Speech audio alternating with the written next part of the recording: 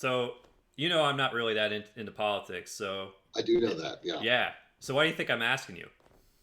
About politics, Yeah, because I have an opinion about everything, including politics. that's right. I'm here to learn. So, all things considered, how'd you get interested in politics? Oh, so this is David, by the way. This is my 27-year-old friend that's been with me this whole time in life. Our moms were best friends. It's been Stover fantastic. visited me in the hospital room when I was born.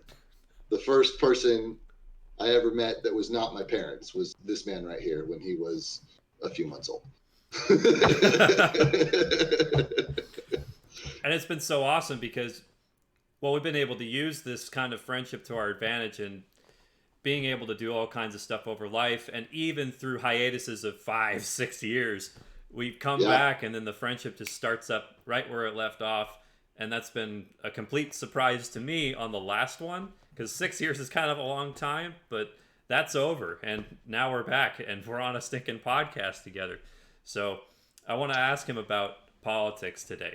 So that's why I gave him that whole spiel about that. Um, so, David, when you're ready, tell me about uh, how you got into it. yeah, so I mean, the short answer there has got to be high school. When I grew up with divorced parents, and so from the age of 8, I had one parent way out on the left side of the political spectrum, and one parent not way out on the right, but closer to the right end of the political spectrum. So, I've got literally 50-50 custody going between these two parents, one of which believes in conservative values and one of which believes in much more liberal values. And so, when you're 8 years old, you don't care about that. It doesn't make any sense. When you get into middle school, it can, synapses start to fire, you start to make connections. But for me, it wasn't until you actually learn about government and civics and econ in high school. Our mutual friend Aaron Silver was in that class with me. We were like civics and econ buddies. We had to one of the you go through all the basics, supply and demand, and different types of government, checks and balances, and you cover all your regular bases. But we had a particularly creative teacher. Shout out to Miss Hill. She she would never tell us her political leanings and would always do her best to give us a balanced perspective, and wouldn't even tell graduated students whether or not she was on the right side or the left side or in the middle of the spectrum, because she wanted it to be a secret. She valued being able to deliver an unbiased education to kids. So one of the projects she assigned us was to come up with a government from scratch with a group or a partner or what have you. And Aaron and I basically, we made this super specific scenario where it was like this island nation with a limited population that was easy to control, and they were uneducated, and you know what I mean? We basically used it, we played it like a video game, got all of the conditions in our best favor, and used the ignorance of the people to, run a shadow government behind the monarchy that had existed forever. You know what I mean? It was just something we had come up with for fun. I don't remember the grade we got on the program, but it got us. That's what got us thinking. And then from then on out, for the rest of the school year, it was, talking about current events. And this was during the George W. era into the Obama era, and it was just. That's what I remember. My first memories on politics and that kind of juxtaposition, my conversations with him. I started off being way more liberal in my childhood. He started off being way more conservative in his childhood. And in our adulthoods, we've managed to meet near the middle. But that's kind of first interest. Everybody's got an opinion. It's a hot topic no matter where you go. And being somebody who's highly competitive and enjoys competition, it's always been a subject that I'm happy to talk about or debate. Yes, yes. So I've noticed. Yeah, we've got some competitive people in our friend group, that's for sure. Right, and you and I have had discussions about that, about you and I being on, I'd consider us near the middle, but again, kind of almost the together we're the mean of that group, but only together. One or the Only other together. Yeah. one or the other wouldn't apply, but together we're the mean of that group. Um, yeah, yeah. So that's how it all started. Yeah, you know what? And Mrs. Hill, I mean, that's so cool that you had somebody that it's just one teacher made an impact.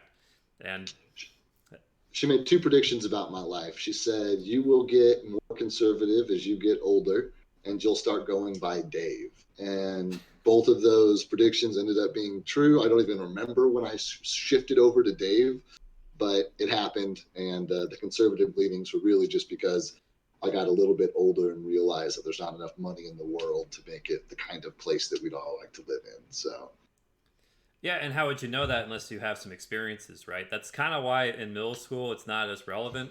But once you start right. getting a little more uh, aware of what's going on, you kind of peek your head over the gate going, I wonder what else is out there. And before you know it, wow, there's a whole world out there full of problems. And now I kind of want to be involved in maybe getting it a little better, or maybe I can come up with some ideas that would be helpful.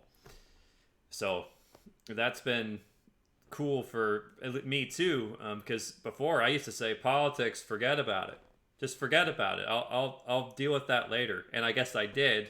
Just more in my early to mid 20s, it started showing up, and I go, okay, fine, I should And probably it's a get something. process. Yeah, It's a process. You got to keep, there's no stagnant knowledge you can learn about politics that will apply for the rest of your life. It's a moving target. So it's once you start paying attention, it's whether or not you keep paying attention, and when you start paying attention again, if you let your attention lapse. I mean, that's really how I consider it. yeah, and for me, it's about direction as much as it is about magnitude. So not necessarily being super passionate, but just aiming at something that makes sense in politics. Because otherwise, I mean, you just have a bunch of passion for no direction. That doesn't make any sense. It needs to go somewhere. Right. Well, yeah, yeah. I suppose I can see that perspective of needing direction. Um, but maintenance, I would argue, is a direction. Like, at some point you need to maintain that which is in existence, which actually works for everyone. And so I don't know if I'd call that direction, but I'd call it important. Sure. And then there's the priority level. Right. So priority level, direction, magnitude. Um, so that's how you got involved. Now, I've asked this before, but I wanted to ask this again formally. Where do you stand as far as libertarian beliefs? So I want to start off with, if I could, just a quick 4 sentences from the preamble of the Libertarian Party platform, like just cut and dry, like official documentation for the Libertarian Party. This is what it's all about, right? As libertarians, we seek a world of liberty, a world in which all individuals are sovereign over their own lives and are not forced to sacrifice their values for the benefit of others. We believe that individual rights is the essential precondition for a free and prosperous world, and that force and fraud must be banished from human relationships, and that only through freedom can peace and prosperity be realized. Consequently, we defend each person's right to engage in any activity that is peaceful and honest, emphasis on peaceful and honest, and we welcome the diversity that freedom brings. The world we seek to build is one where individuals are free to follow their own dreams in their own ways without interference from the government or any authoritarian power. It goes on to talk about a grandiose goal of, the goal of the party. So your direction, I guess, would be to see a world set free in our lifetime. And I think I'm just too cynical to buy, word for word, verbatim, the libertarian platform. Like even that lofty goal of seeing the world set free in our lifetime. I don't know what set free necessarily means. A single lifetime is not generally enough to change the world entirely. You can start change, you can see change, but to from start to finish change the world, it's like I don't think it's possible in a lifetime. But the bottom line really is that it comes down to individual rights. So assuming that whatever it is that you are passionate about, that you want to do, not even passionate about, whatever it is that you happen to choose in the moment that you want to do, activity you want to engage in, what have you, as long as it does not negatively impact the lives or liberties of other individuals, then you're good to go. And so that it should be legal. The government has no right to tell you that you cannot do something that doesn't have an impact. It's, the layman's analogy would be, my day jobs, I work at a library, and they're traditionally quiet places. But there are people who get loud, and there are kids that play games and this and that. And my policy is, if there's not a complaint, right? Like, up until somebody complains, up until it affects somebody to the point to where they need to say something and bring it to our attention that this is unacceptable. It's like, up until then, it's fine. Like, I don't need to have an opinion on that because it's not negatively affecting anybody, right? Like, so an equivalent for real world would be, here and in most states in California, in most cities, rather, it's illegal to discharge a firearm within city limits, and that's Correct. Just point blank across the board. You can't do it. You can't fire it. Doesn't matter if you're on your own property. If your property is in city limits, you can't discharge a firearm within city limits. And so, to a libertarian, to a classic libertarian, that's an unacceptable law. You would have to change the verbiage and the intent of that law in order to make it compatible with a libertarian platform. So, for example, if you discharge a firearm in accordance with your local noise ordinance, they make a lot of noise, right? It's safe for the community, and in no way other than sound affects the surrounding people or property with it. Even if you fire it off within the city limits, that should be permitted under a libertarian government. However, that same person discharges that same firearm somewhere in public, on a street where that bullet's going to fall down, somewhere where we don't know, or they're going to have to fire it into a person or a building in order to stop the bullet, and it's going to cause bodily injury to an individual or damage to personal property or public property for that matter, then your choice is immediately having an impact on another individual. And even though it's your gun and you own it and nobody owns the air around the gun where the bullet's coming out of, that bullet's going to land somewhere where it's going to have an impact on somebody in the community. And that is what makes it not permittable, not the fact that it's a gun, not the fact that you're discharging it, but the fact that it's going to have implications for your community. Makes sense, especially if you've got a high probability of damaging someone else's or the public. And it's particularly the public. And that's broadened a lot since we've gotten to be a little more urbanized. The roads concept back in 1899, for example, no one cared until it started having cars on it. So now there's a quality control thing, right? So and then that when there are ways for isolated communities to reach one another on occasion, and an emergency channel for the military to get from one side of the country to another, whatever. But as soon as they become necessary elements of the infrastructure which are being used daily, then it becomes an issue of who's going to pay for it. Where's the maintenance come from, and what roads do you maintain, and what are your priorities, and this and that and the other. Great, responsible questions. Man, we need some people asking those, because yeah. So I know with me, as far as libertarian concepts, I appreciate the baseline of it, but like you, if I took it to its full conclusion of freeing everyone in the lifetime, one lifetime, the concept of free being kind of vague.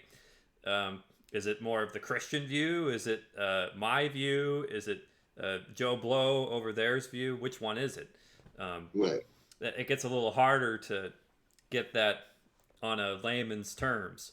So I appreciate, though, the basis. Do not impose some kind of tyranny on somebody else with your freedoms, and that makes sense to me. And that's supposed to be the appeal, right? And kind of the other tangent I want to go off here on libertarian the core tenet about the individualism is a benchmark that is a concrete benchmark that you can measure other decisions against. Kind of no matter what the issue is at hand, the question then becomes, is it going to affect the liberties of another individual? If the answer is yes, then chances are the libertarian will say, I'm sorry, I can't sign off on that. If the answer is no, the chances are the libertarian will say, yeah, no problem, I'll sign off on that. And it's just a good, simple, and obviously there are exceptions, but it's a nice, simple, succinct way of personifying the party politics, I guess.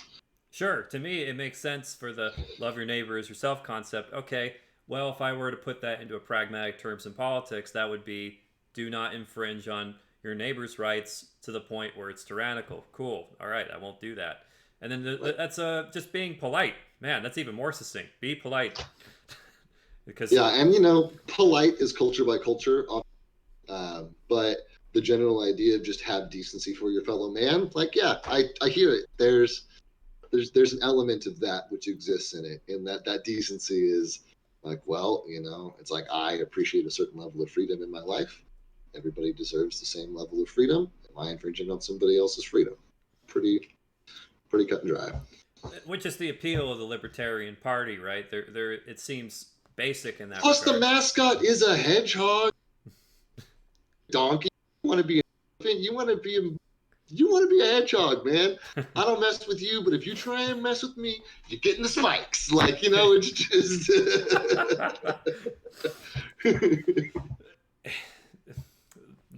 I think that's the question. I got another one. All right, fire away. So now that we've kind of gotten a little more of a basis of who we are and what we stand for, the main reason why I got frustrated with a lot of politics when I got in my mid-20s, and even back when we were in high school, I was tired of it not going anywhere. It felt like everyone left mad, or someone was, yeah, I won. What'd you win, though? I think the line that we talked about was, we need to rev our engines against each other's party to make the illusion that one of us is winning. And for me, I'm going, that's not good enough. If we're still in debt and we still have problems that we never solve, cool, you won the argument. The country's still not fixed, though. We're not going in the direction of maintaining and cultivating something for the United States that's good. So this next question goes to try and answer that. This is more of an intro, but can you name any horrible political debate stories? And why do you think they went so badly? So really, I honestly want to spend more time talking about your lack of faith in the political system. And honestly, because call me crazy, do not think political debates are the best means of getting to understand candidates and their policies. Like, I just flat out do not think that you will gain very much knowledge about what an individual stands for and the direction they have for the country by what they say at a debate. It's just, and I think that frustration is valid that you experience. I experience it myself, and so do honestly most Americans who give a flying crap about politics. It's all just going to be sound bites or individuals talking about homegrown issues or whatever they happen to be on their heels about for that particular week's worth of crap flinging that the politicians do at one another, or candidates if they're not officially holding a seat yet. But I've watched enough debates to know that the candidates don't have enough time, especially in years like this year that we're having for the Democratic Party, where we had debates spread over 2 nights, and on each night there were 12 different candidates on the stage, and not everybody got asked the same questions, and not everybody tuned into both nights, because whoever your short list was, if they were all appearing on one night, you had no reason to watch the other. And so, there are just logistical and systematic issues with the debate system as it stands right now. And I believe that the only thing the only information to be gleaned from a debate are details about who and what kind of person each of those individuals are, whether or not they'll cut somebody off to say, no, you're wrong and defend themselves, whether or not they'll sit there quietly and let someone finish their time to be able to say later, excuse me, I let you finish when you were talking, you let me finish when I am, and individuals, honestly, those humanizing moments with politicians, in my experience, is what, in the conversations I have with the people I know in my real life, those are the moments that they end up pointing to and saying, well, so and so was so hot headed they couldn't keep their dang mouth shut, or such and such only got asked 2 questions and was so mousy when answering that, I don't know if I ever heard a word they said. And, like, folks are looking more at what light is shine, what they can glean from the individual about their personality rather than where they stand on policy. Because the fact of the matter is, if you want to know someone's platform, it's posted on their website. It's always a link at the top, platform policy. And if you want to know about somebody, they're not going to give you anything during a debate that isn't already in existence on their platform website, unless they've had a change of heart on something, unless they're under fire for one of the beliefs in the media, which happens a lot and ends up applying pressure in ways during debates that, again, is not conducive to learning about who these individuals are and what direction they want to take our country in. All it is conducive for is views and votes. I mean, money for the people broadcasting, speaking like that is what those events are for. And I don't think that they're very conducive to, I think that they're important, but the way that we do them now doesn't work as intended. Cool. So that's on the national side. How about at the local end? So, heck, I got frustrated just seeing it on the local end. Forget the news and just watching that on TV. I knew that was crazy a long time ago. But then when I'd see friends of ours or even just acquaintances, really, when I see them behave something similar of, well, I believe this and you can take your ideas, out of here because I don't agree with them. And there's this conflict that doesn't seem to get resolved. That's the part that kind of gets me thinking, gee, what's going on here? You think we'd be able to get somewhere. So that was really what I was getting at with that third question. So then I have an answer to that, but I think it'll tie into some of our conversation later down the road here. Sure. But suffice to say that there will always be a certain level of conflict between political parties and social groups on the individual level. And the most that we can hope for is slightly more respect from our friends and our immediate peers than we get from people in society at large, and a little bit more patience and a little more understanding. But that's really the only difference there. I'd be down for those last 3 just to go up like 5%, because that's already an improvement right there. Allowing me to hear someone fully, and then, okay, did I hear you exactly right? And then you study what they're saying and really take it to its logical conclusion. Because I notice a lot of people will just jump right in and try and stop them halfway through. And I'm an agreeable person, so I'm not always routed for short-term conflict. So, I would agree. So when I see that, I go, I feel like I didn't hear everything. And now I can't even get a proper consensus about what's going on. I'm coming from the STEM field world where you really do get to put all of your ideas together, put it in a way people can read it, if you're a scientist, I guess, or in the STEM fields, but at least find a way to explain everything that you possibly can about it before you get the rebuttal. And then I just understood that model more than the political model, which seems to be a little more chaotic.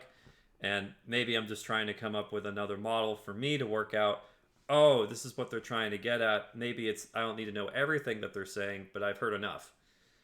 And that's something that I've been trying to balance in my head in comparison to, let's say, not necessarily a research paper, But let's say a presentation. You're given a presentation on something that has some basis on science or some level of perspective that people haven't had before, but you give people the time to say what they need to say first, and then you do like a Q&A or something. I understand that more, that kind of paradigm more than the current way we do political debates, let's say, or just even political dialogue on the local level. Yeah. Yeah, and I think that you're touching on something that is one of my personal, second time I've heard it, so I'm just going to kind of dive into it. That I personally think is a big part of the solution is to focus more, is a more universal focus on local politics and policy, because there is a lot that separates us, but our local communities, the places we live, the people we see, the businesses we are patrons of, those are more static, and those we do. I would imagine would be easier for us to reach a consensus on as a whole, because the impact on a local community is undeniable, whereas the impact of federal policy is always a question mark. How will this actually be applied? How much effect? We'll see. You see it every year when they pass the budget. Okay, well, in a year and a half, 2 years, we'll know if this worked or not. It's tough with federal budget because a lot of it can't be touched. Right. Which is a big. If you tried that on the local level, let's say, and said that same ratio is to not be touched, I'm going, excuse me. What do you mean we can't talk about that? So I'm only 0.7% of a person. Okay, I understand. All right, fine. But it just brings up a lot of questions. But I understand that the federal government, it's a lot harder, which I believe it makes sense to do more grassroots too.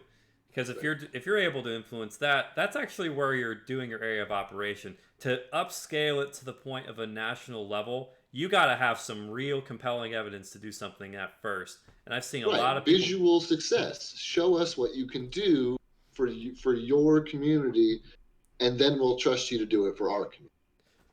Makes sense to me. And we do something I won't do an engineering tangent too long, but we do something called R&D scale up when we do batches. And the idea is there's going to be some problems that happen when you go from like 100-gram scale to 500 kilograms. So what we do is that's too big. Can we try a 1 kilogram? Can we try 100 kilograms first before we even get there? Because there's going to be some macro physics and chemistry properties that are going to occur that we didn't think about when we're doing it in like an Erlenmeyer flask. So, and I agree the same thing with politics. Try it somewhere where it makes sense, and then the minute you try and put it on, let's say, a county level, it doesn't work. Whoa, what happened? Oh, it's because some of the other cities don't react the same way that we fixed it in one of the cities. So there's something about that I think is really powerful, and which is why I'm a big keep the government as small as you can, so that way it's not too big to screw around with. It seems to make things more complex than it needs to be. And if you can fix your own cities, that makes sense. And then everybody else has a job to do, let's say, instead of feeling excluded, which is a big complaint in the current political dialogue today. Right. Absolutely. And that exclusion is a lot that exclusion is polarizing. Correct. And I think that's probably the most succinct way I have to say that. It is polarizing, and what's happening is you're seeing a lot of people just get so frustrated they say, let's throw in this guy, and maybe he'll throw a wrench in the system so bad that we'll watch the fireworks and see what happens. And I don't know about you, if we did that, let's say, in our own town, let's just see what happens and see if we can knock that down. I don't know. If we're kind of, it's a risk, right? It's a rather high risk for something like that. Usually, I'm thinking let's support our leaders and hope for the best and give them what they need to succeed. And instead, it's not throw a wrench in it and see what happens. Okay, so not a perfect analogy, but story here about our local hometown, right? Okay. There was, I don't know if you remember the apartments that were on the corner of Main and Olive, super disheveled, like old apartments the transients were living out of. Like nobody actually ran them as apartments, it was just a vacant building. A couple years ago, they put in the courthouse over in the old fairgrounds, and they decided to demolish that building in order to make it offices for like paralegal offices and judicial system offices for the courthouse that is now, we now have a big courthouse, local courthouse. In the process of tearing down the old building, it turns out that we had an old mural from old downtown, from old Maine, that became visible on the side of the next building because they were built up next to each other. You couldn't see it, but it had been covered from the sun forever. So we got, I'm a historian, we got this, this snapshot of history, this local mural of, I think it was, oranges or whatever it is. You know how the valley is here. Oranges are really important. Don't, yeah, Right. yeah, that's how we can grow.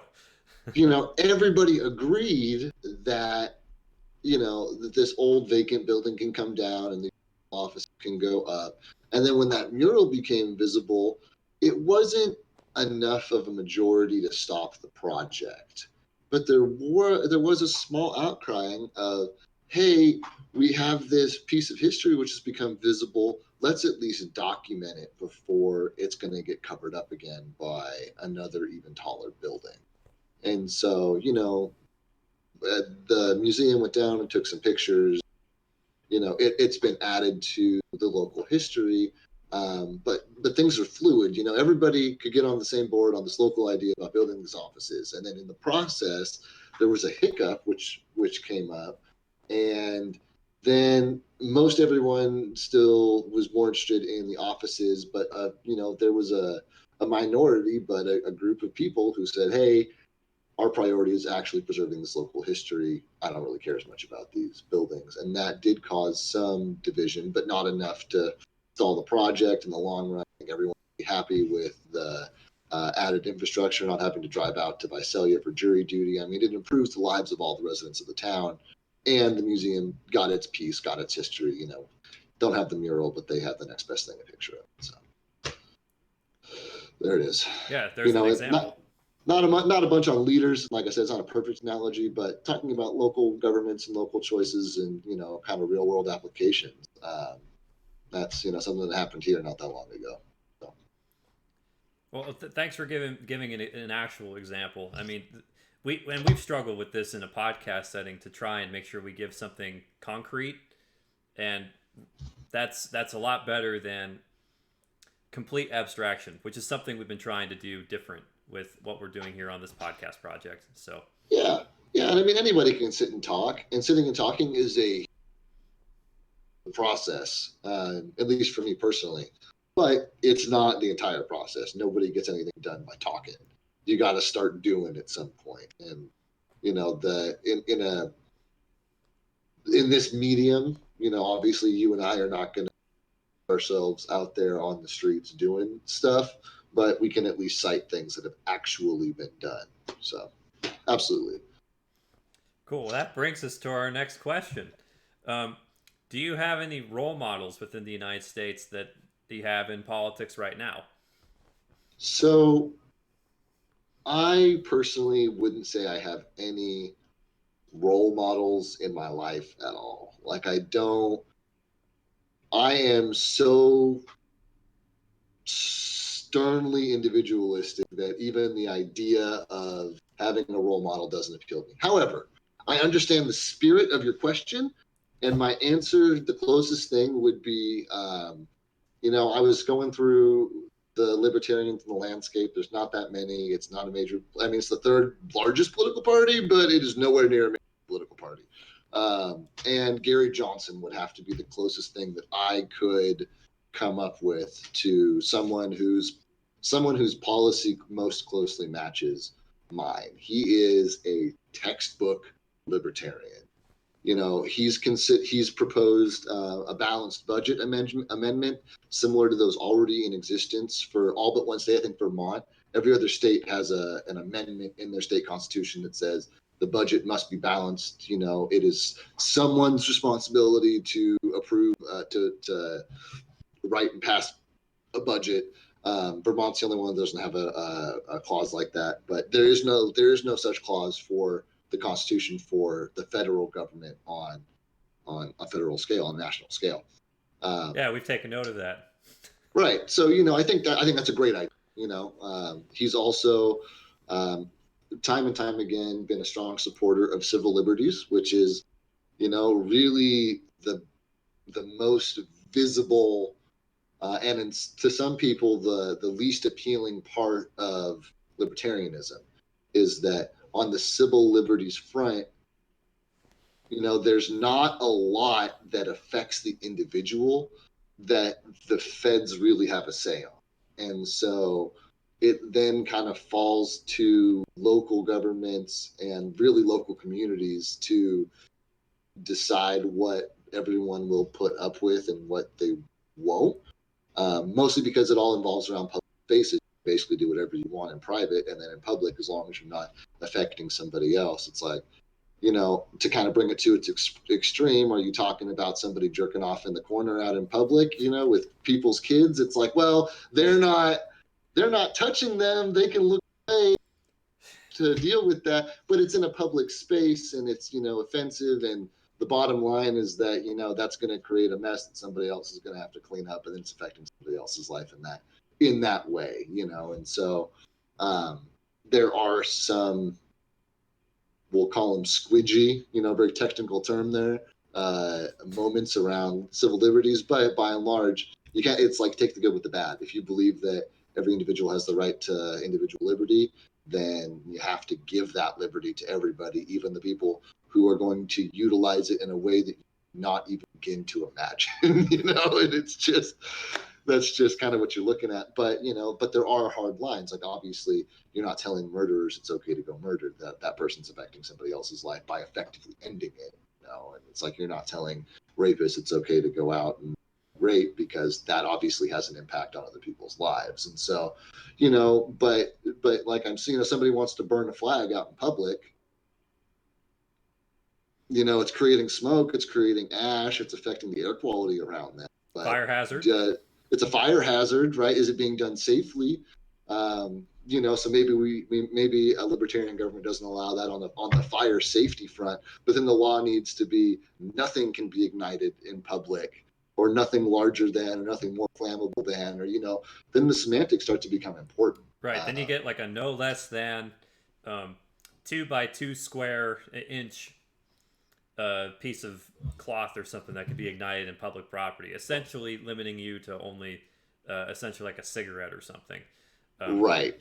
And then circling back to Gary Johnson, another kind of tenets, his benchmarks, his personality policy markers is a complete belief in that's not the government's job to control firearms, and that's always been one of mine personally. I don't think that every resident needs a machine gun, but if every resident wants a machine gun, then it's not the government's call. It's like, I'm not saying I want to force one on every citizen. I'm saying that every citizen that wants one, who can pass a background check, should be able to get one.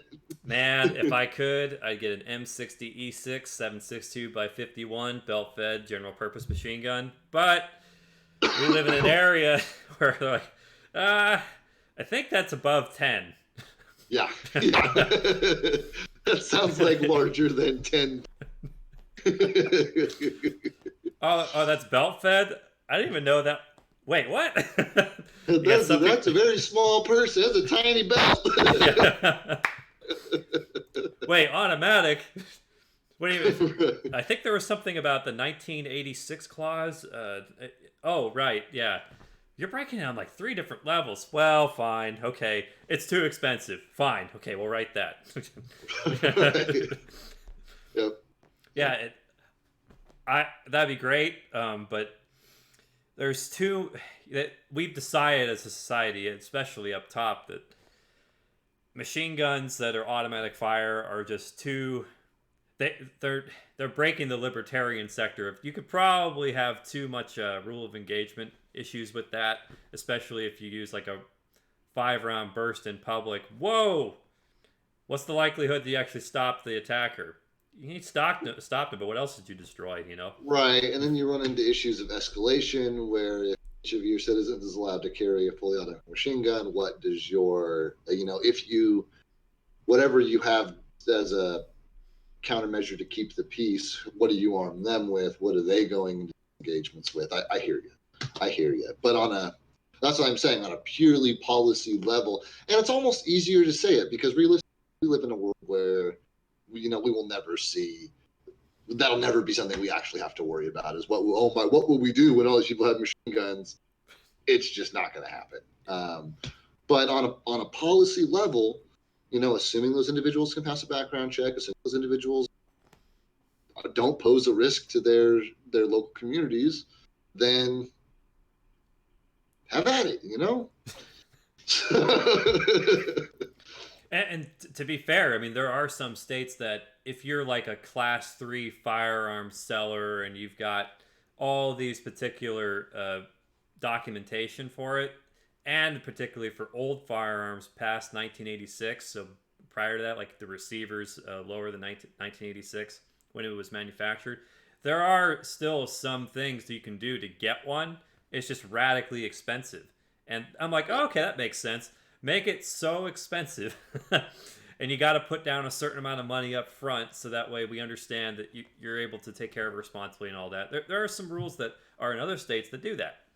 Yeah, but in those states, even those in some of those states, those firearms are still $50, $60, $70,000 because there's so few of them that are still registered to be able to be legally. And so, like there are more. You can get a weapon for less than that, but you can't do it legally. And so it's almost like a tax for trying to follow the law. It's big time. It's a tax. It's like, well, that's a firearm that cost $10,000 to manufacture, or to after original manufacture on its first sale, that has appreciated in value as a historic piece of weaponry that's maybe worth twice that now, 20 grand. It is not worth the 50 grand or the 70 grand that you're selling it for, but that's supply and demand, baby. There aren't any, so they're real expensive. Well, there are some that are newer that you can buy as a class 3 firearm seller. But again, you got to have the paperwork for it. And there may be more around the $5,000 around. I think there was something called the HCAR that Ohio Ordnance was talking about, which is a fully automatic 30-06 battle rifle. Okay. Yeah, so there are exceptions. Wow! Ouch, my shoulder. Yeah. Yeah. Can you imagine? And it's got I can't. It's got I really can't. So it's got hydraulics in the recoil system, so that way you're not feeling it as much. Okay. But then there's I bet you the kick is gnarly on them. 30-06. Yeah, I'm sure it is. Now, granted, there's also the M60 E6 you can buy. Again, if you're really high up there in the firearms world, and I don't think I think it's somewhere around the 10,000. But that's a belt-fed, fully automatic machine gun. You can do it, but again, you're in the very small percentile. The real question was in certain states, in certain scenarios, right? Super exceptional, but and it would be nice though if it was opened up a little bit. I hear it. Just a little bit. And for what it's worth, though, the military, and just to put this to bed, the military is using, if you're practical about it, you're more in the 90% range for semi-automatic fire with, let's say, an AR-15. That's just going to be what you're going to need to do when you're doing rules of engagement, which is another policy that's more foreign-based, and people are getting mad about that, too. I can't shoot them until they give me 5 rounds at my soldiers while I'm under fire. Under cover and sandbags, and then I can return fire. Okay, Right, but yeah, that that's a is different story. that's the age-old disconnect between military leaders and leaders of individual states having to report to the citizens of those states, and the soldiers and the generals and the leaders on the ground trying to win the war. Like there's always going to be a disconnect there. Definitely a disconnect, and it's just a part of modern day. Um, so I'm really glad we got to talk about firearms, though. That was a lot of fun. Yeah, we can talk about some more. Yeah, so you're talking to a libertarian, it's going to come up. Yeah, it's fantastic. Well, I'm a gun owner myself, and it's lovely to have that kind of stuff. And just in case, I mean, it's cool when you've got neighbors that are all. If something were to happen like that, we all gather together to fend off something, and there's something Right. about that. Because bottom line, and I've thought about it purely on an academic level, I don't think it's a probability, but I'm not naive. I think it is nowhere near a possibility. So I've thought about it. Almost no individual home is completely defensible. Just the way Right. that we build houses and neighborhoods, if you were standing alone in your house against a bunch of other individuals, you would lose your house eventually. But if you have a neighborhood who, you know, open up their resources to one another, that abandon the most vulnerable houses and start living communally in the most secure houses in the most secure places, and defend each other's personal, because at that point your personal property is the community's property, is Sure, it's merged for the sake of right, security. right, because that's your balance between how much liberty am I willing to give up in exchange for how much security. I mean, see the Patriot Act, right? Like that, as I mean, it was our representatives who allegedly represent us, but as a country, quote unquote, we decided that it was more important to us to feel safe and know that our law enforcement and other government agencies, FBI, what Yeah, have you, NSA. Yeah. right, have the ability to wiretap and listen in on anyone who was a suspected terrorist, especially when the narrative was that there were all of these homegrown cells where, this was happening. We as a society said, okay, I trade my personal liberty of knowing that I will never be bugged, that I will never be listened to as a law-abiding citizen, to say, if by some miracle you make a mistake and think that I might be one of those individuals, that I then will be giving up my liberty and, will in theory be bugged and listened to and, yada, yada, yada, et cetera, et cetera, et cetera, et cetera. And I mean, same thing with funding the military. It's like, well, I want to have a military. I want to feel safe. Okay, well, pay for a military so that Yeah. you can have a There's oil, supplies, and heck, I think it's 85% of the military fuels the 15% that fight. So right, that's right. Most of it's yeah, infrastructure, just yeah. like at home. most of it's infrastructure. Yes. So It takes a lot before you can actually have the one person that's gonna be on the ground with a firearm. Um, right, So yeah, and I do want a military actually. That I'm glad we're doing what we're doing to some degree, because it's nice that okay, it's all volunteer, right?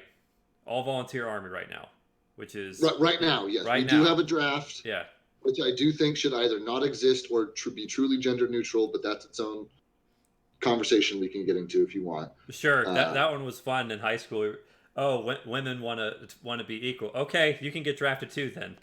Right, and it's like, and I agree that there's a pay gap and that there's systemic issues which need to be addressed, and that We're talking it about won't, equality, like actual right, that 50-50. for actual equality. I understand that, but it's it seems silly to me to, and maybe I shouldn't phrase it that way. It seems silly to me. I personally, as a white man who cannot see through the lens of being a woman of any color, would think, okay, this is an easy one, right? like literally a couple words in the documentation, and we've got from, any male under the, over the age of 18, yada, yada, to any citizen over the age of 18, yada, yada. Like, that's a simple change for the purposes of equality. There are systemic issues, and anti-discrimination laws need to be put in place, and we've had affirmative action, and we've taken steps to attempt to close. There are currently more women in higher education currently enrolled than men. Right. And that is in part because the population is 51% women, and there are just more women around because men do stupid things and kill themselves and go off to war and electrocute themselves because Higher they're risk. curious about things, and it's like women just live one of them. So in theory, if we all have equal access to education, there would be more women in education. Now that we've hit that point, I'm not saying the problem's solved, but I'm saying we're starting to see clear benchmarks being hit to prove that there is momentum moving in the correct direction.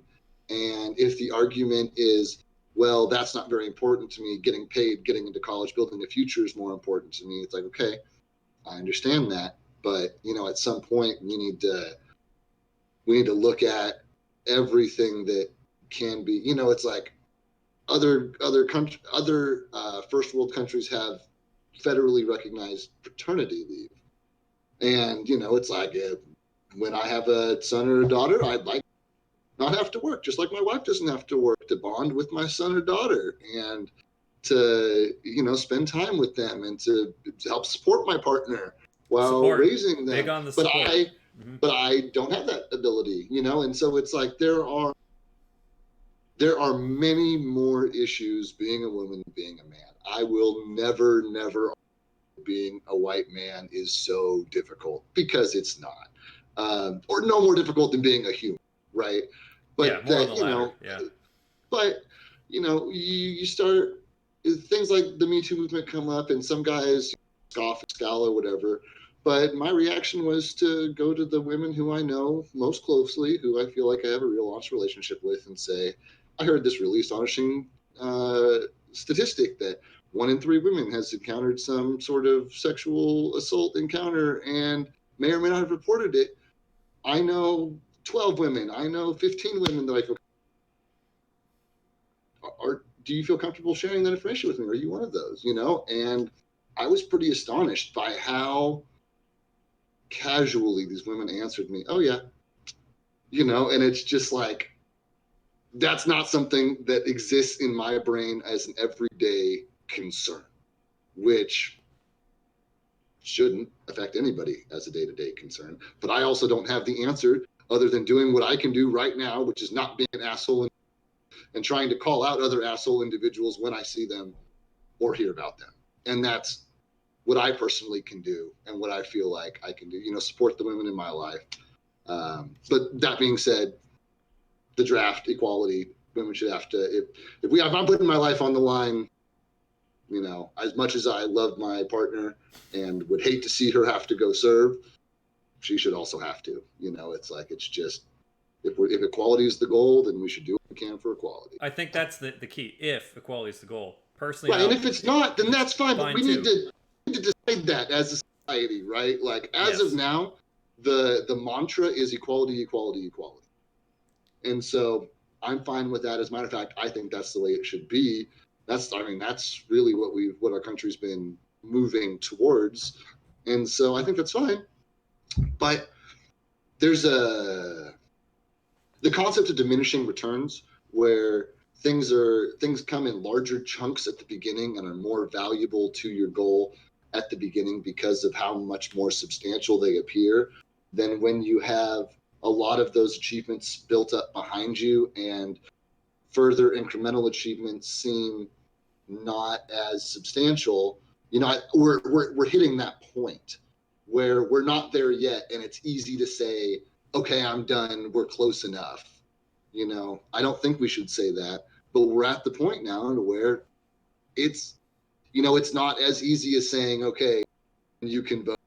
It's like we've already done that. It's not as easy as saying, okay, women you can file for divorce without your husband's signature. It's like we're getting to the point now to where we're into the really nitty gritty, and it's going to take us coming together to reach solutions that mean anything. That mean anything, which is the big idea here. Right. Because like you were saying earlier, we can, elect politicians within say, let's see what you can, but really until we have some kind of concrete plan, know where we're going, have an idea of what a solution might be, I don't know what anybody's expecting. Correct. And I know a lot was said there.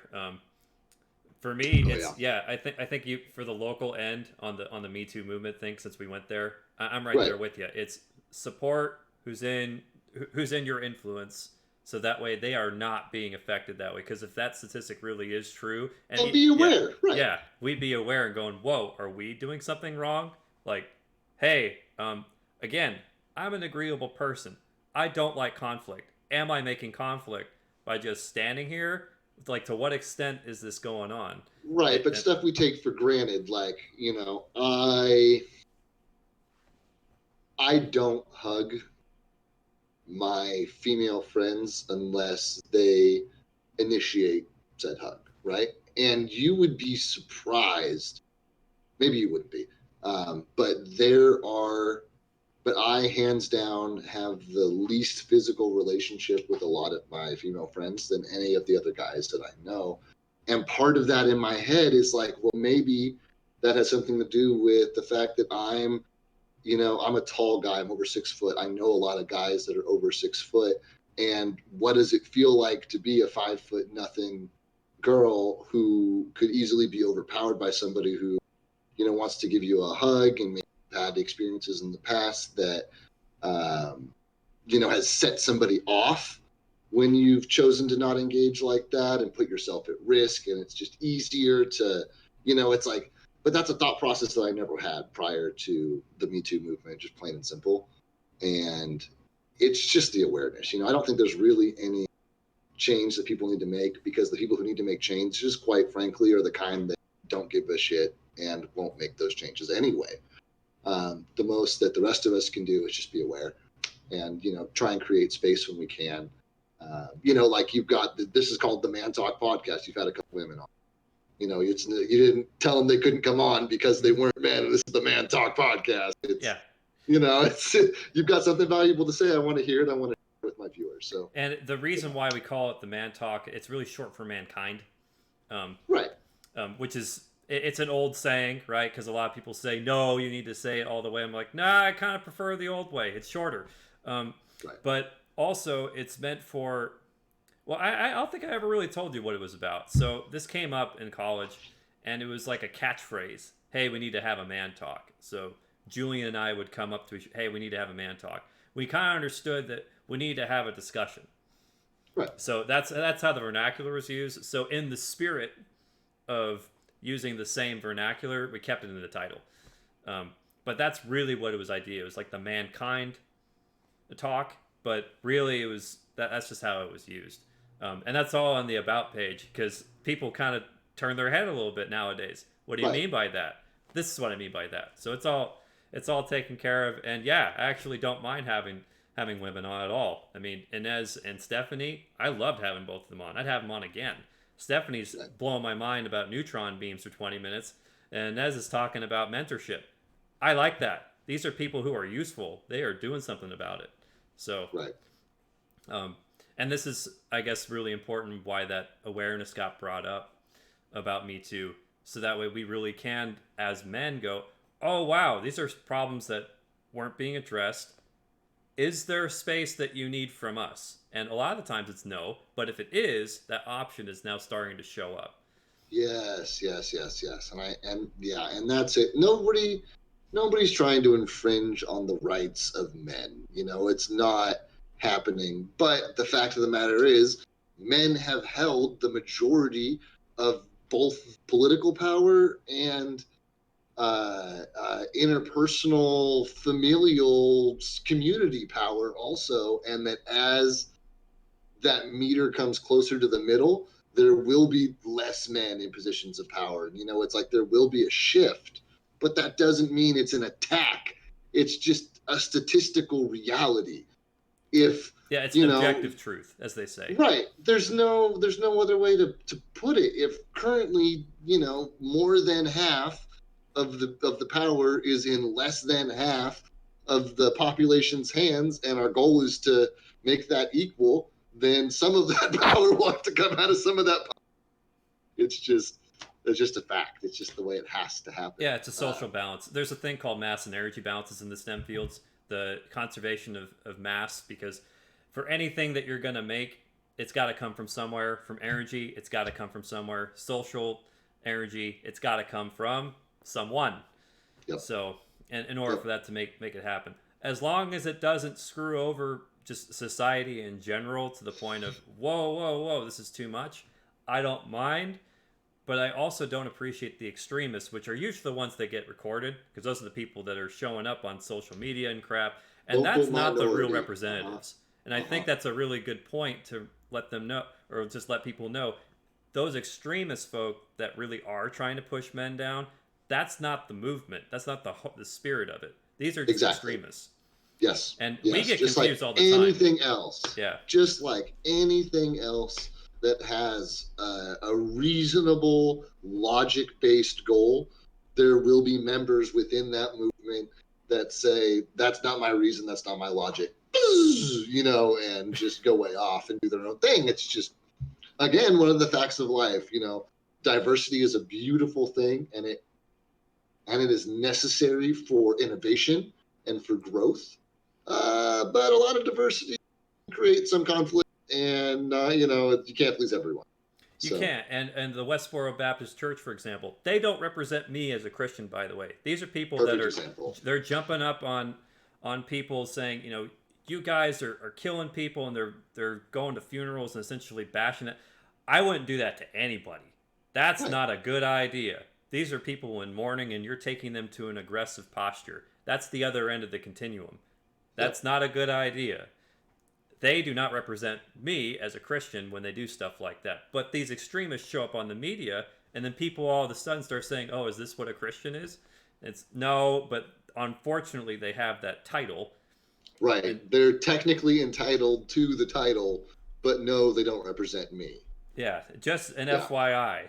And so, and I'm glad we got to hash that out, because there's a lot of people who think, well, my rights feel infringed. It's not about that. It's just make space for women, and then men, you know, just be aware of what's going on with this.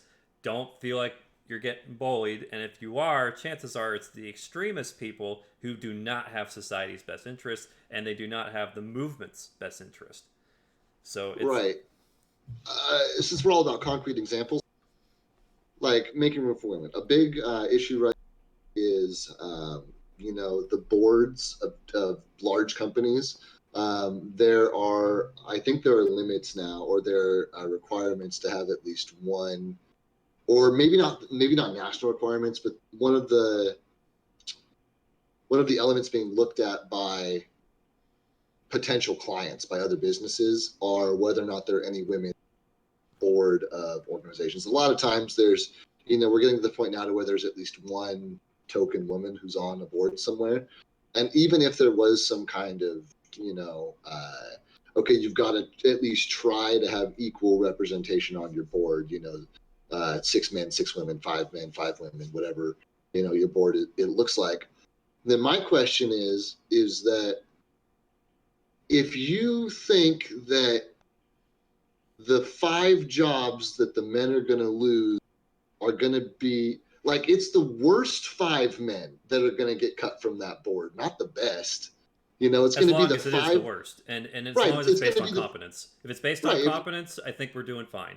Assuming everything's working the way it's supposed to, then those 5 men are going to be the worst 5 men in that room that are doing the least for the benefit of the company, and the 5 women you replace them are going to be the best 5 women that you can possibly find. Like, I think it's really arrogant to assume that those 5 women are not going to perform as those 5 men, just based on, again, assuming the system's working the way it's supposed to, that you're getting rid of the 5 worst and adding the 5. As long as you have that good sounds like a candidates. net gain to me. Right. That sounds like a net gain to me. But then you can get into the exceptions of, well, we just had to get 5 people scrounged up around. Now, this is a board thing. So I understand that you're going to be picking some really competitive people and really competent people to run it. Right. That's usually how it goes. It's a very highly put position on the hierarchy. Sure. If you start going down the line, though, to something that's maybe not as interesting, and you have to impose that, I think the imposing thing is when it starts getting a little weird. If no one wants to do it, that's when it starts to be a little more of a dialogue of, do we really need 50-50? But if no one wants to do it, being the key word, right? If. And that's the thing. And that's where it circles back to making space versus imposition. It's like, even if there is an imposition, as long as it's within the spirit of and capable of making space for, making space for women, then again, it's assuming the application is fine, then and everything's working the way it's supposed to, then I don't see how that, and I can balance that very easily with my libertarian beliefs of, as of now, if there, are, for the sake of math, we'll say 1,000 board members in the top however many companies, and 7 of those board members are women. It's like, logically, that is not the natural, assuming that we lived somewhere where there were never any such thing as gender norms, like that is not the natural resting place for a number of women in business. Like, I know enough business women that can't possibly be true. But, like you're saying, when it gets down to, I managed a GameStop for a while. If I'm managing my GameStop and there's a federal regulation that I have to have equal numbers of men and women working for me, where, most of the nerds that come through GameStop are men. There are plenty of women gamers. Shout out to women gamers. There's lots of you. I've had lots of you work for me. You're great people. You're real gamers. No scare quotes. You are authentic, real gamers. But most of our clientele are men. Most of the people applying for my jobs were men. Going through my stack of applications, I'd specifically sort them out, and I'd have a stack of men and a stack of women. And so, like, I usually ended up hiring more men because, again, statistical, I have more good candidates in this big stack than in this little stack, like, regardless of who's in it, Right. And again, it is a job. So right. With the job. But if I had if I had an imposition on me and I had to hire equal numbers out of these stacks, then that wouldn't be fair either. That wouldn't be, then you're handicapping me by not letting me pick the best candidates for my job. Right. This is where the government should really take a back seat to some of this and let us run stuff at the local level. Anti-discrimination, thumbs up. Sounds great. I don't want any of my friends, neighbors, relatives, fellow citizens being denied the opportunity to work because of who they are, what they worship, what their orientation is, what color their skin is, what their accent is, what their hairstyle is. You know what I mean? Everybody should be allowed to work who wants to work, assuming they're the best candidate for the job. So that's what we call the not equality of outcome, but equality of opportunity. So right. If you want equal opportunity does not mean equal education; it just means equal opportunity. Sure, you've got an honest shot if you're competent and you've got a means to try and get in there and you do your best. However, it's conditional, like anything in life. Of course. Yeah, boundary conditions are good. That's actually one reason why I lean a little more on the red side, just because I dig boundary conditions. Again, STEM fields, we like having, okay, I understand where I'm at. Right. But does that mean the boundaries should be to the point where they're so hard that we can't move any of them? That's a bad idea, because then you're stuck. You can't have any mobility for the new problem showing up, which is where the liberals do good. And as humans, the number one thing that put us on top of the chain is our adaptability. And I will argue that till the cows come home, that the internet changed and the best human trait is adaptability. Those two are fundamentally two truths that I believe in my life.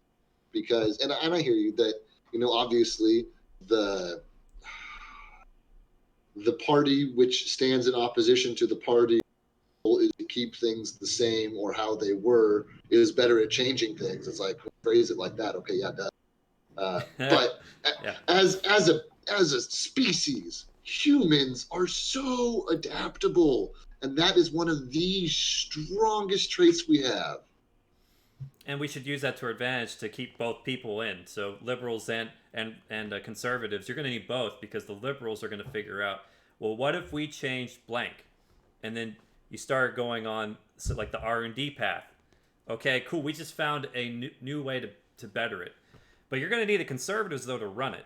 You're going to need somebody who's going to have somebody who knows the current system, who can let you know now, so how exactly what needs to be changed and what needs to be left alone.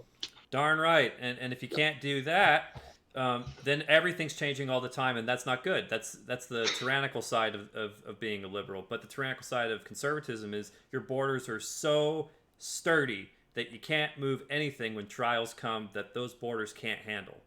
Right. So, but for a lot of cases, I do believe keeping a lot of stuff the same and having small changes in the right places is probably the best way to do it, in my opinion, politically. It's kind of like running a process. If your process is running pretty good, you just need a little bit of change, but you don't need very much. But then again, you've got other sectors in the policies, they're massively wrong. That's when you need the liberals to help change things a little bit, because they're going to be thinking about new ideas. Yep. And innovation is important, and that is probably my biggest gripe with conservatism as an ideology, is exactly what you're saying, is that it doesn't leave as much room for innovation, which I think is one of the strengths of, one of the benefits of being human, is that we innovate. But, not every innovation is productive. And more importantly, the application of any innovation has much more impact than the innovation itself. So, Well and that's, I think, where we fall back on, then you need to listen to your conservatives who say, well, we can tell you for sure the impact it's going to have on this community and how we're going to feel about it. There may or may not be others who feel the same way that we do. And it's just a matter of perspectives. The more perspectives you have, then the more full of a picture you have, the more educated of a decision you can make. Yeah, hence why I think the two-party system is as much... Oh, it's terrible. Oh, my yeah. goodness. Oh, it needs to go. Needs to go. But the problem is, he who has power will not give it up voluntarily. And it's just, something about absolute power corrupting absolutely. If you live in a two-party system, why would you make space for other parties? Why would you? Sure, only a Sith talks in absolutes on that one. Yeah, it's exactly right. Because then if you're down to one, this is actually one of your questions. If you're down to just one party, what's the issues now? Well, it's going to be about complete suppression of everything else. So that's going to be what's going to come up. And then eventually it'll go to foreign policy, because, okay, we've got our country, quote unquote, united, but now it's time to do the same thing on the next country. Right. Can we agree what to do about the next country? Right. So foreign policy will be where it moves next. And then you're going to get somewhere where NATO goes, excuse me, I know you helped us a lot in the past, but could you not be imposing so much dogma on our little country like Lithuania? Or we understood that you had a military presence here, but man, a lot of things showed up here. You're almost as bad as the Russians. I know. Honestly, my best example there is and it's not great because I'm an American, but the Philippines. Oh my goodness, they've had a lot imposed on them by both us and the Spanish, and let me tell you, they had none of it all the way up until they had no other choice. They had absolutely none of it, as long as humanly possible. And that kind of resistance, that culturally driven resistance, especially in smaller communities, you'll never rule peacefully. You'll always have to impose force. And the preamble of libertarian policy, removing force is one of the is one of the founding tenets of libertarianism, is that nobody should be forced to do anything, even on a national, international scale. So, and then that goes back to the minimum necessary force in order to keep people in line. I mean, law is not really meant there to just bash you over the head when you do something wrong. It's more of a, you are being warned, be careful, we don't want to do this, but if something gets infringed on someone so much, we will open up and start with the bigger chunk of the law that's meant to deal with those exceptional people. But until then, right. You're being warned. But until our prison system exists in a way that is designed to actually we're talking about prisons? We're talking about prisons. Yeah, because Okay. we're talking about, here we go, we're talking, you just mentioned like that, take care of that minority that can't handle, here's your warning. What happens when they don't listen to the warning? Well, they go to prison. It's like, well, okay, until our prisons exist in a way where that individual has a chance to make themselves better. I mean, the idea of for-profit prisons is ridiculous in my eyes. Agreed. Why no one else has done that, by the way, ever? Because you know what people said? We don't have the money. We don't have the money. It's cutting corners.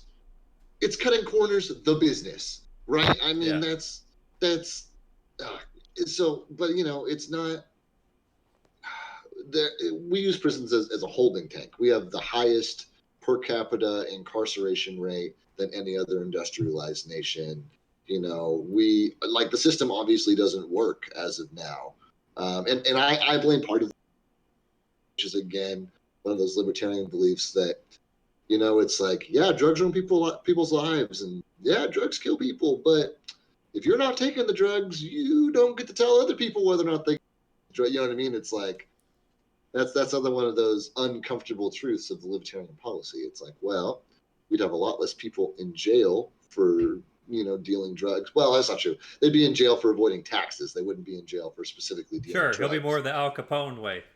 Right. Well, even if doing drugs and selling drugs wasn't illegal, then selling any product without paying sales tax on it would be illegal. And so those drug dealers would still be in prison, but for, a 6-month stint for tax evasion, rather than a 30-year stint for drug trafficking, and it's like, because the fact of the matter is like, yeah, drugs will ruin people's lives, but individuals make the decision, and I have a parent who is in recovery, and I am familiar with addiction as a disease. But the bottom line is, at some point, people have to be held responsible for their own decisions. And, me doing drugs doesn't affect you. Doing drugs doesn't affect me. So the government really shouldn't have any say in it. And that would that'd be a huge part of just reducing the prison population right there, instantly. Boom. I mean, even now, all the marijuana that are coming loose is released. It's a huge pressure valve being released from our prison system. Thank you for that. Yeah. Huge chunks of the population are being released for honestly the same crimes that people are making millions of dollars for now. It's like for growing and selling weed, which people are profiting on and have been profiting on since its legalization. And it's like, is it right that those people sit and rot in jail for something that is not illegal now? So yeah, thank you for the pressure relief valve reference. Yeah, that one's for you, buddy. Yeah, thank you. Yeah, I appreciate that a lot. Yeah, there needs to be something. And by the way, there's a flow. You got people coming in. If you're just going to keep putting them into that complex, man, there's got to be an outflow, whether in death or in. They're killing each other in there. Yeah, but that's not ideal. I would argue that's one person affecting another life and livelihood. It's like whatever liberties you have in prison, being dead removes them. So, and I don't think it's a high enough rate either to really say that's a significant outflow. That it's not. You're talking about the real extreme people that are doing that to each other. So, but the reason what I was getting at with the prisons is back in the day you couldn't do it. It was too expensive. You said no, that guy's got to hang for it. And we don't want the rest of the town to be influenced by that kind of person. So that's what has to happen for the rest of us to live in peace. And Right, and as a historical context, oh my goodness, I understand you. You know, the best solution to a problem is a permanent. And so, as a community, if you have a criminal, if the crimes are severe enough, the best solution to that problem is a permanent one. You know, and one that doesn't cost you anything more than the rope, which you can use on the next guy, and the labor to dig the hole. You know, and so I hear it. yeah, But you know, we live in a. it's I like different to now. think the world has It's moved different. on since then, right? Yeah. Yeah. Back then, people were. You didn't have the money for that, man. We're going, dude, that's going to take away food for people that the government actually provides for, or that's going to be taken away for, like, the one road in town. We need to pay Joe so that way Joe Blow over there is going to have to, take care of it. I can't pay it to this one guy to put him in a jail cell for 2 years. He's got to go. We need to keep this place running. But now Right. the wealth has changed so much in our policy. Wealth distribution is. Yeah, There's never radically been a different. time in history. That's not true. There's never been a time in American history American, yeah. where the wealth distribution has existed like it does now. And the only correlation I can think of outside of American history are the old school monarchies and the absolute power of the church, of the Catholic Church. Those are the only other distribution matrices that I can see that would look anything close to what one would look like today. And that's because, and that does change our policy when you have something like that. Well, now that you have the money to take care of an X amount of prisoners, can we have law now that we don't have to kill them? Well, I suppose it's in the budget, so sure. But then the prison industrial complex economics thing is, whoa, I didn't ask for that. I was just talking about people who they've done like a misdemeanor or they've done like a felony where they can recover and get back to society after. None of this, well, we can do this indefinitely. That's way too much. But here we are, and that's what's going on. And speaking of indefinite punishment, that's another thing that as a society we do by not allowing felons to vote, not allowing felons to apply for certain jobs. In theory, the purpose of jail is to rehabilitate people. If you're And not going to kill so, them, you should rehabilitate them so that way when they right, come back. once they come out of the prison system, then like they went in there to pave their, don't do the crime if you can't do the time. Okay, well, I did the time. Why is everybody still treating me like a criminal? You know, and it's like that is another one of those issues that I have with the prison system as it stands now, is that we can't claim that we're rehabilitating people if we're treating them like criminals when they come out of jail. Then then you never stop being a criminal and you never stop being punished for your crimes. And No, and then that's not fair. And That's then the just, crime keeps going. it's the same reason why we don't kill them. It's because that's a application of the law to a person's life, however short it may be. And it's like we're trying not to affect that person's life long term. That's why they go to jail short term, and we're still affecting their lives long term. Yeah, and then they're forced to essentially maintain the criminal lifestyle, maintain the same friends. All that stuff is still in their life. So yeah, cool, they did the time. Guess what they go back to? Right back And where you they get were. people started in juvie and we've had 14, 13, 14, 15, 16, 17-year-old kids tried as adults, especially in crimes involving firearms, which if you have kids, lock your guns up, at least the ones the kids can get to. PSA. But it's like we try these kids as adults, send them to jail, send them to juvie, and then all they know is the prison life. Even these young adults, first crimes are 18, 24, 27. They go to jail for more than they spent as an adult. And once somebody reaches the point where the majority of your adult life is spent in prison, once you're granted freedom, a lot of people, it's a weird world out here compared to prison if that's mostly all that you know. And that has something to do with the rate of reincarceration, because people go back to prison on purpose because it's the life they know, and they can exist within that system however mismanaged and not ideal it might be. A system nonetheless. Right, to that individual, it's a system they know, and even though adaptation and innovation is our greatest strength, our resistance to change and our affinity for habit are one of our greatest downfalls. Or biggest So success when things go right. Again, it's yeah, I hear it. yeah. I hear it. I hear it. So but it's like, how often do you level of trying to talk somebody into trying something new?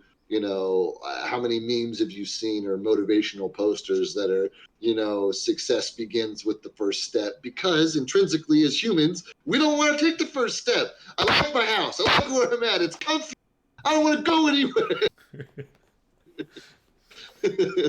But nonetheless, So that's anyway. the adventure. That's taking Right. on the first step.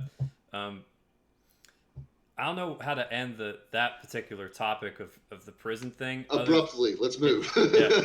Oh, okay. Well, we're getting near the end here. So, did you have any other questions you want to ask me, or? Yeah. I know that you're not a very political person, and I know that you and I see eye to eye on some issues and not on others. So I guess my first question is, sliding scale, right? Oh, okay. Craziest liberals out here, craziest conservatives out here. Where are you on the scale? I'm a healthy conservative. Healthy conservative. Not probably still touching the gray area, but nonetheless in the conservatism realm. Okay. And the main reason for it is we have enough things in place that do work. I'm not talking about everything, but there's a lot of good stuff that does work. When I look and go to the grocery store and I go to my job and I just go around life, I can see, wow, life makes some sense. Okay, we should keep those things moving because that keeps a lot of other people fed too. The gas system makes sense for now, but that may eventually change once we start moving towards alternative energy. But shout out to solar, getting cheaper than ever. Yeah, solar is good, especially for California. We're a real sunshine state, man. It makes sense for California, but don't try that in North Dakota. Okay, believe me, if you're rainy one day and you're foggy the next day and cloudy the next, and then you got sleet for 2 days, you're not going to be so interested in solar all the time. You're going to be like, yeah, that's 20% of our days during the summer and springtime. Cool. And then what about the other days? And so for them, and California gets a lot of press, obviously, Hollywood and all that. Right. Of course, we're going to be advertising solar for us. It's not going to work for everyone, but for those who can, do it. But back to that spectrum thing. Yeah, no, I'm a rather healthy conservative that still probably has edges with the gray area of the middle ground. I used to be a centrist, but as I got older, I think Mrs. Hill was right. I started to get more conservative roots, and it made me more feel grounded as a human being myself. So that's what I ended up as, and I think I'm still going to aim for it. I don't see myself being extreme. That to me is way too much conflict for my temperament. I don't mind some conflict, but usually it's after conflict I get exhausted because this isn't how life's supposed to be. I'm supposed to be cordial. I should have some level of control over my life and help others. Instead, I feel like I'm beating back society instead. That's not me. So that's the answer. Fair. Do you consume news media? How often? What news media? Do you not consume any of it? Where? I try to keep it minimum. It seems to make my mental health a lot better. But I do appreciate when you've got somebody like Mike Baker telling Joe Rogan about the political environment in Iran or talking about some of the NSA problems that's been going on. It's cool to hear it from the source. I hear it. Because I hate it when some journalist is talking about statistics that they just got from some other Adderall person. Oh, I just got this. Here, quickly, get the news story out. We already had this built in 2 days ago, but now's the time to launch it. We just got the data for it. Go. I don't dig that. I dig it when I hear it from somebody who's really got a vested interest in it, like Mike Baker on NSA. I like hearing Oh, who's another good one? Peter Attia on longevity and nutrition. It's cool to hear it from the guys who do it, Right. and then I kind of get an idea more of what's going on in their fields, and that to me is a big win. Um, so who are the people I really like hearing from? Dr. Jordan Peterson on psychology. I really like having him around. He articulates things that some people just butcher all the time, because psychology is kind of a middle ground between the STEM fields and the liberal arts. So it's cool to have him articulate in a way that's really good, especially since he's got the experience for it. So Yeah. I like hearing it from them. If for as far as news though, I don't mind hearing it filtered from other friends of mine, but I think that seems to be the way it works for me now. I hear someone else freak out and then maybe look it up later and then kind of see what's going on, like on Google or Reddit. But Right, but looking it up, doing the independent research, that's the important part of that. Sure. We should be interfacing and communicating with one another about, did you catch this? Did you see that?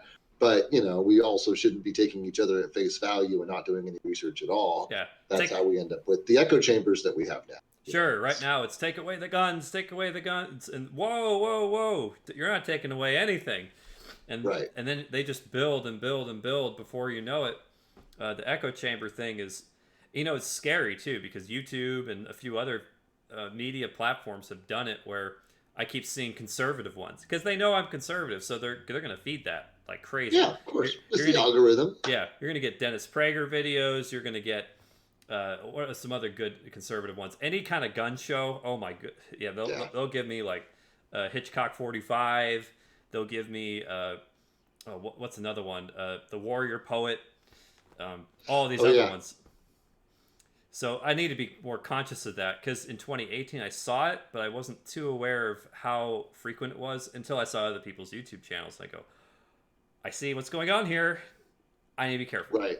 That little bit of perspective, somebody else logs into their shoulder, like, oh, you clearly have a child because of I see all this Paw Patrol stuff on your YouTube and this and that. But it's like mine, whereas you have Paw Patrol, I have an M1911 on mine, and I can see that, it's okay to be manipulated as long as you know you're being manipulated. It's like one of those, like, that's fine. You can. The jig is up. It's very subtle, but I know that it's happening.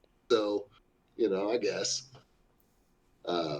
Cool. Well, that's probably the best. That's probably the best way that I could think of to consume media, because I've tried to keep up on, reading more conservative, more liberal, and more centrist, traditional news articles. And the fact of the matter is that the problem is that it's not spins on the same issues anymore. It's complete omissions on some topics in some, and focus on different topics, and the complete inverse being true for the other end of the political spectrum. And it's just ridiculous to me that news outlets can claim to be news outlets and not report on the damn news. So, it's like, I understand it's inconvenient platform, but it's still happening right now, and you should still be talking about it. So I think what you're doing there is good. Thank you. It's great to hear, though, straight up, like for all the problems that were going on in January. Joe Rogan had Mike Baker on. He's going, yeah, dude, we've been having problems with Iran for a long time. So, one, don't be surprised when you see a news article, there was a missile strike in Iran. Oh, no. Okay, not the first one. We've been having conflict with them for a long time. We just got an opportunity. They just got an opportunity. Lighten up, would you? This is a thing that's been going on. The fact that it almost got a little hot there, that happens more than we'd like to admit. It's just they decided on this one to highlight it. Yeah, and I can see to an extent that that being the case. I do also have my own opinions on the missile strike, sure, which we honestly don't have enough time to get into. But I hear it. I hear what you're saying about the way things are being reported having it's the method, more correct. Impact. Right. So I think that that the way that you're consuming news is. This is actually the question I'm most here. Okay, so we touched on it earlier. Hypothetically, we don't exist in the system, right?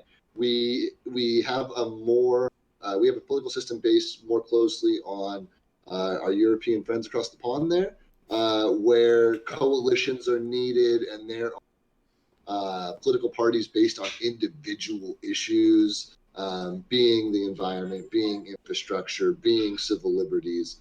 What 1, 2, 3 individual issues do you consider most important? And would you, if you had 3 votes in this political system and they were all one party, one issue parties, what 3 issues, what 3 one issue parties would you vote for? Okay, so this is a one type of party that's not associated with like Democrat, Republican, or Right. There's now 1,200. One of them is the national. One of them is the firefighters, first responders party. One of them is the balancing the budget party. Equality for all party. Like of the different. One of them is the firearm liberties party. It's like, what issues would you consider important enough to throw your weight behind? Assuming that you couldn't get the umbrella of the Republican Party or couldn't get the umbrella of the Democratic or Libertarian Party. Yeah, do it like the European way. Issues. Right. Yeah. Well, if we're gonna do it the European way, I've got 3 of them that relate to me. So let's do infrastructure, so roads and the like. Firearms is definitely going to be one of them, since that will stretch into more of the policing. Police could be part of it, but that will be its own party too. Firearms, though, man, that's such a part of, I'd say, just deterrence in the homes, right? If everyone understands they're packing, you're going to think twice. And then the third one is where I work. So I guess that would be the pharmaceuticals party or whatever. So whatever. Okay, there you go. So that way, profession, how we move around, so the roads, and then something to do with either the police or firearms, that one. So those would be my 3. Fair. I like it. Last couple, pretty straightforward, man. Of the stuff we talked about today, is there something that resonated particularly well with you that we talked about that you kept your mouth shut because you don't agree? Is there... Do you have one of each, or just one? Or I got I think we agreed more on stuff than I thought, which is cool. Which is one of the reasons why I like this long format. You really get to see what people are about. The hardest ones for me to really get to agree upon with people on the left, let's say, is usually the homeless situation and the drugs one. That's a really hard one to solve too. So I can see why people disagree. And I don't really put too much stock in that as far as, let's say, the liberals doing something evil, unless that's when you start getting into what they're doing in Frisco. But we don't have to go there. But that is something I go, as a citizen, go, excuse me, if we did that in Sacramento, I would be not okay with that. But then again, it's San Francisco versus Sacramento. They're not quite the same. So fortunately, we're not there yet. But if they did, and they started to be like one and the same, I would be very anti what they're about on the state level. The prison systems, I think we've got a little bit of disagreement there, but not to the point where I'm going to say you're wrong. Also, a lot of the reasons why I asked about your opinion was politics on the big scale, like when we debate about the big scale, seems like semantics when we can't change. But when we debate about the local stuff, or dialogue about the local stuff, that made sense to me. Is that Roxy? That's Roxy. Roxy! She can't hear you. Ooh. Eva came home, let her in from outside. Yeah, Roxy needs some love. Yeah. So, but as far as what we agreed upon, plenty. I was about to say, anything that was particularly agreeable, I suppose? Yeah, I dig the equality of opportunity. That's like, cool. America does that best, man. We really have been pushing for that. We just need to be aware of those extremist people who want equality of outcome, which is, whoa, that's Death Valley. Don't do that. That's not a good idea. Right, and logistically is a nightmare. Oh, it's a nightmare. And then what that means is if everyone's equality of outcome, that probably means we're going to end up at 0 with like the vast minority of people with everything, because no one's not everyone's going to throw away stuff. It's going to be the people who actually kept stuff that were in a power to do so. And then we end up being in tyranny again. I really liked what we talked about as far as giving women space. That seems like a really good idea. That way they can feel they're not excluded. And then same with men, by the way. Do it to both sexes. That seems like a really good idea. Because then again, if the goal is equality, then there's no reason we can't apply all I'm right there with you on that one. And then libertarian seems to be, it makes sense with me on a lot of basic levels. I probably couldn't believe it 100%, but the layman's terms make sense to me. Do not make government so complex and big that we can't find a way to keep it in check. If that was the whole point of the checks and balances, but the 3 different branches, and that to me makes sense. When it gets too big, I go,